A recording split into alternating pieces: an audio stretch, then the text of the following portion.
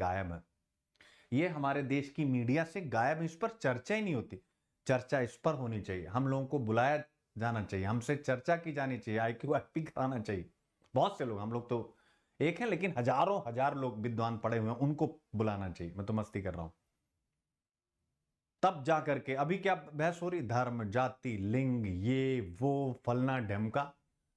आप सोचिए, तो ये मैं इसलिए नहीं बोल रहा हूं इमोशनल होकर के। आप जब सुशासन में मीडिया की भूमिका पर आप लिखिएगा तो ये पॉइंट अवश्य लिखिएगा। या जब लोकतंत्र में मीडिया की भूमिका, यूपीएससी का फेवरेट आपको पता ही पता है।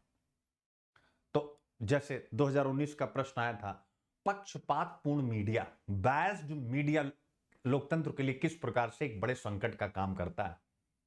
तो क्या यह बायस्ड मीडिया नहीं है? आज मीडिया बायस्ड है, वो बटा हुआ है, या तो समर्थक है या तो विरोधी है। और वो लोकतंत्र का चतुर्थ स्तंभ है, जिससे मूल अधिकारों के तहत वाक और अभिव्यक्ति की स्वतंत्रता का अधिकार मिला हुआ है,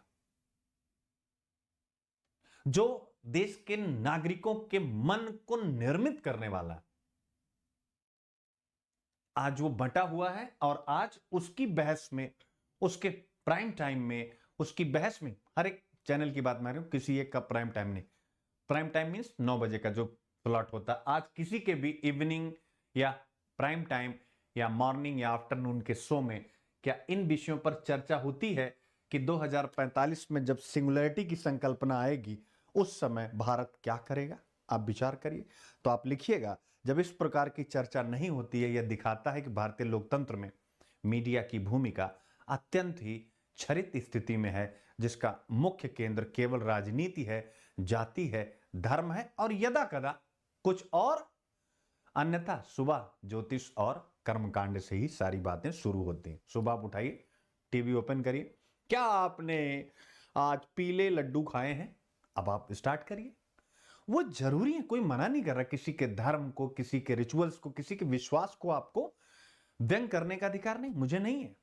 लेकिन मेरा कहने का मतलब है, मीडिया का असली दायित्व तो ये है, पीला लड्डू तभी फलदायी होगा जब हम सिंगुलरिटी के कॉन्सेप्ट पर आगे बढ़ेंगे। नहीं तो हमारे साथ ही काम करने वाला 10 लाख की सैलरी पाएगा, और हम यानी कुछ भी कर लें, हम कहां रहेंगे? 10-20 हजार के केंद्र में रहेंगे।